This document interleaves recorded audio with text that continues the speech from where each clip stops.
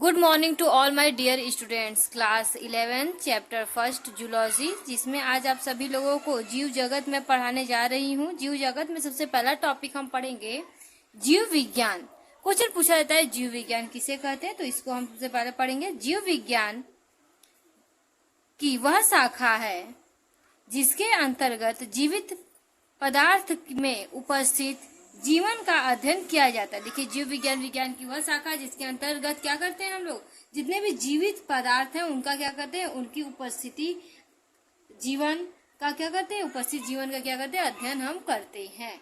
ठीक है। जीव विज्ञान शब्द का प्रयोग सर्वप्रथम लैमार्क एवं ट्रेविरेनर नामक वैज्ञानिक ने किया था। जीव विज्ञान जो शब्द है इसका प्रयोग सबसे पहले लैमार्क नाम के साइंटिस्ट और ट्रेविरेनर नाम के साइंटिस्ट ने इसका यूज किया था। अगर हम जीव विज्ञान की शाखाओं की बात करें तो मुख्य शाखाएं इसकी देखिए, वनस्पति विज्ञान, प्राणी विज्ञान, सूक्ष्म जीव विज्ञान, तीन पार्ट में इसको क्या डिवाइड किया जाता है। सबसे पहले हम पढ़ेंगे वनस्पति विज्ञान। इसके अंतर्गत पेड़ पौधों का अध्ययन किया जाता है। देखिए, वनस्पति विज्ञान की वह शाखा जिसके अंतर्गत हम क्या करते हैं, पेड़ पौधों का अध्ययन करते हैं। इसके साथ ही हम पढ़ेंगे प्राणी विज्ञान। इसके अंतर्गत जंतुओं का अध्ययन किया जाता है। देखिए, प्राणी विज्ञान की वह शाखा है जिसके अंतर्गत हम क्या करते हैं, प्राणियों का अध्ययन करते हैं, उसे हम क्या कहते हैं, प्राणी विज्ञान। इसके बाद हम पढ़ेंगे सूक्ष्म जीव विज्ञान। इसके अंतर्गत सूक्ष्म जीवों का अध्ययन किया जाता है। देखिए, जीव विज्ञान की वह शाखा जिसके अंतर्गत हम क्या करते हैं, सूक्ष्म जीवों का अध्ययन करते हैं, उसे हम क्या कहते हैं, सूक्ष्म जीव विज्ञान कहते हैं। अब क्वेश्चन पूछा है जीवन क्या है। क्वेश्चन पूछा जा सकता है कि जीवन क्या है, तो इसमें देखिए, जीव स्वप्रकृति विकासशील तथा स्व नियमनकारी पारस्परिक क्रियाशील तंत्र है। ठीक है। देखिए, अगर हम जीव की बात करें तो स्व प्रकृति है, मतलब स्वयं प्रकृति में अपना जीवन यापन करता है, विकासशील है, पर निरंतर क्या करता है, वो प्रयत्नशील है, तथा स्वनियमकारी, अपने हिसाब से नियम बनाता है। ठीक है। तो ये सभी क्रियाकलाप को क्या कहते हैं, स्वयं कर पाता है, जो बाह्य उद्दीपनों के प्रति अनुक्रिया की क्षमता रखता है। और ये क्या करता है, बाह्य उद्दीपनों के प्रति क्या आता है, अपनी अनुक्रिया का क्षमता भी रखता है। ठीक है।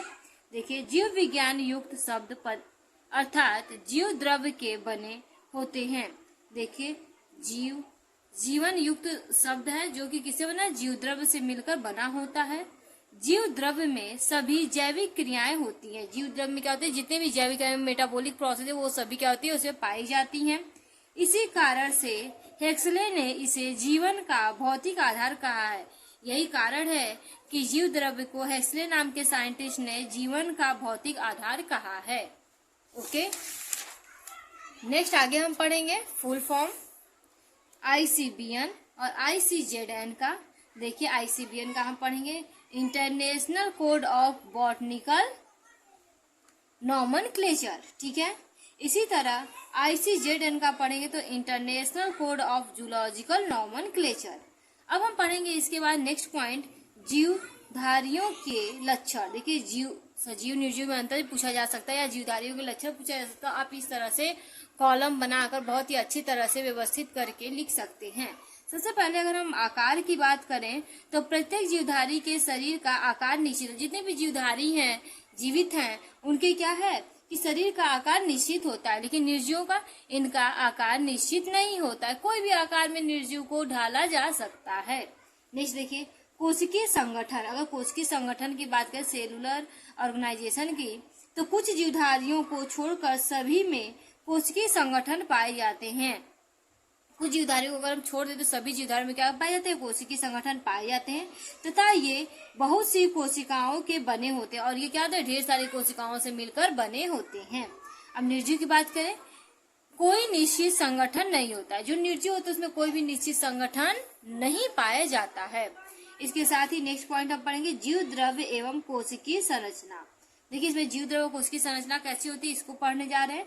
प्रत्येक जीवधारी का शरीर छोटे छोटे संरचनाओं का बना होता है। प्रत्येक जीवधारी क्या होता है, उसका शरीर क्या होता है, छोटे छोटे संरचनाओं से बना होता है, जिन्हें कोशिका कहते हैं। जिन्हें क्या कहते हैं, हम कोशिका कहते हैं। यह जीवन की संरचनात्मक और क्रियात्मक इकाई होती है। यह क्या होती है कि जीवन की संरचनात्मक और क्रियात्मक इकाई होती है। ठीक है।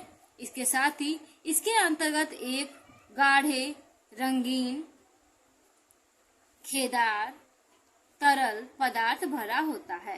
देखिए गाढ़ा रंगीन पदार्थ क्या होता है, जो तरल होता है, इसमें क्या होता है, भरा हुआ होता है, जो प्रोटोप्लाज्म कहलाता है। जो गाढ़ा चिपचिपा तरल पदार्थ होता है उसे हम क्या कहते हैं, प्रोटोप्लाज्म कहते हैं। इसे जीवन का भौतिक आधार कहा जाता है। इसे जीवन का क्या कहा जाता है, भौतिक आधार कहा जाता है। निर्जीव की बात करें तो इसमें कोशिका तथा प्रोटोप्लाज्म नहीं पाया जाता। इसमें कोशिका या प्रोटोप्लाज्म नहीं पाया जाता है। अब हम वृद्धि की बात करेंगे तो जो भी सजीव हैं, प्रत्येक जीव में समय के साथ शारीरिक परिवर्तन होता है। जितने भी सजीव उनमें क्या होता है, समय के साथ शारीरिक परिवर्तन आएगा। इनके कारण उनके भार तथा आयतन में परिवर्तन होता है। इसी के कारण उनके भार और आयतन में क्या होता है, चेंजेस आता है। इसे वृद्धि कहते हैं। उसे क्या कहते हैं, वृद्धि कहते हैं। देखिए निर्जीव में इसमें वृद्धि नहीं होता है। इसमें क्या होता है, किसी प्रकार की कोई वृद्धि नहीं पाई जाती है। इसके साथ ही हम पढ़ेंगे नेक्स्ट पॉइंट। देखिए यहाँ पर है उपापचय, ठीक है, उपापचय पढ़ेंगे। सभी देखिए सजीवों के शरीर में अनेक प्रकार की क्रियाएं होती। जो सजीव है उनके शरीर में क्या होते हैं, अनेक प्रकार की क्रियाएं पाई जाती हैं। इन्हें सामुदायिक रूप से उपापचय कहते हैं। इन्हें अगर एक साथ में अगर हम बोले तो इन्हें क्या कहते हैं, उपापचय कहते हैं। इनके अंतर्गत 2 प्रकार की क्रियाएं सम्मिलित होती है। इसके अंतर्गत कितनी क्रियाएं होती हैं, 2 प्रकार की क्रियाएं होती हैं। पहला है उपचय, ठीक है, एनाबोलिक, और दूसरा है अपचय, कैटाबोलिक, ठीक है। हम पढ़ेंगे एनाबोलिक मीन्स उपचय, ठीक है। ये निर्माणक इकाई है।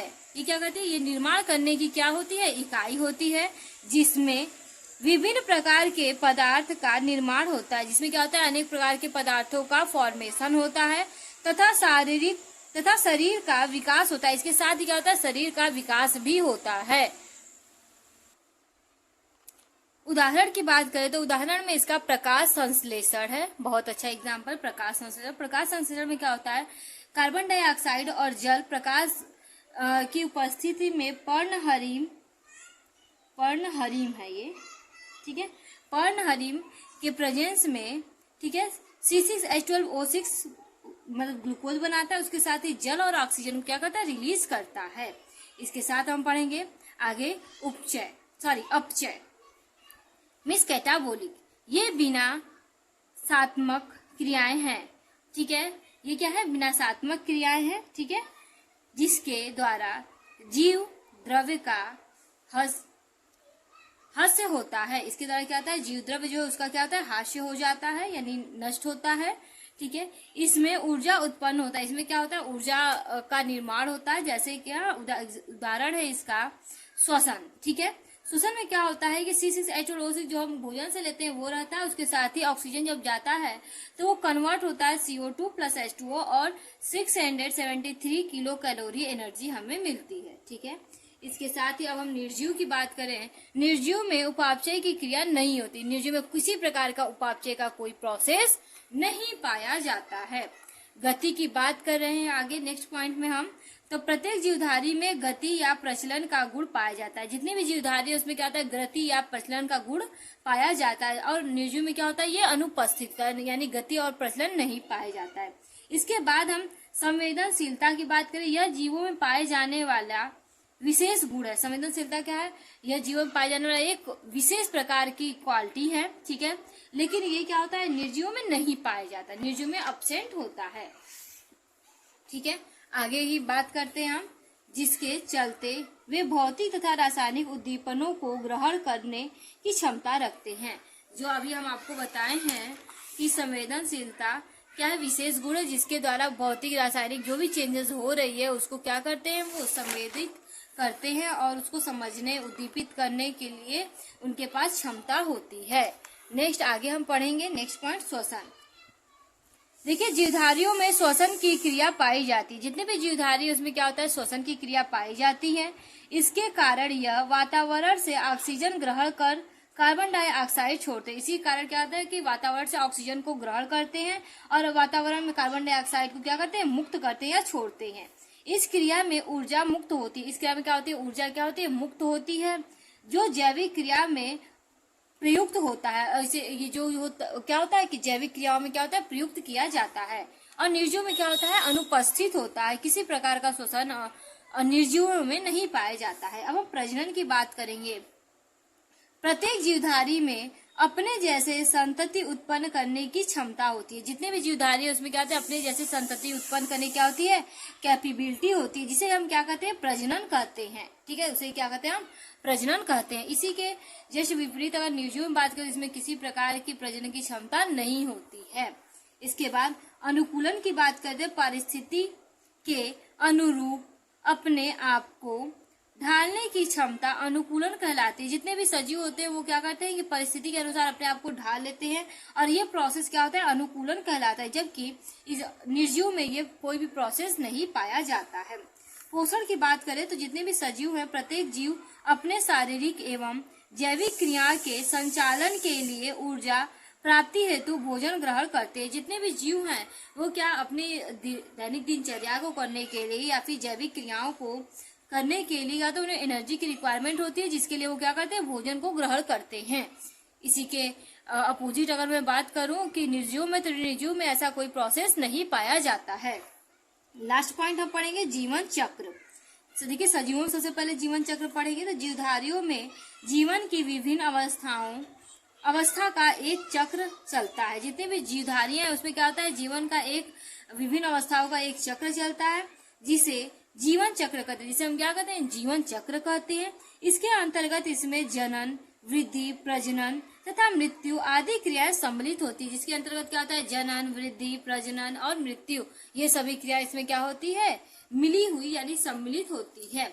और जो निर्जीव है इसमें ऐसा कोई भी प्रोसेस नहीं पाया जाता है। ये निर्जीव में जीवन चक्र क्या होता है, अनुपस्थित होता है। आशा करती हूँ आप सभी को समझ में आया होगा।